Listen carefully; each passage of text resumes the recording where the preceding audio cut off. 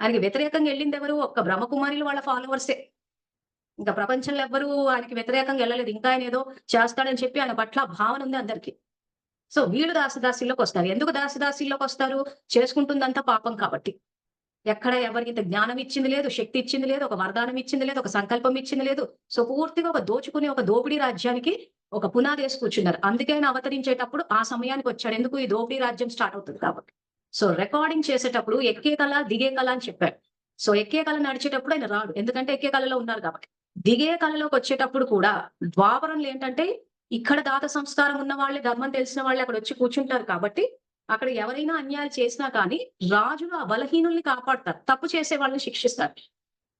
So, కాబట్టి అక్కడ గూడా ఆయన అవసరం రాలేదు. ఎప్పుడైతే ఈ దోపిడీ రాజ్యం స్టార్ట్ అవుతదో, ఎప్పుడైతే ఈ కుల వ్యవస్థ, అంటరానితనం ఇవన్నీ ఏవైతే లా మేకర్స్ తీసి చదవండి తెలుస్తుంది.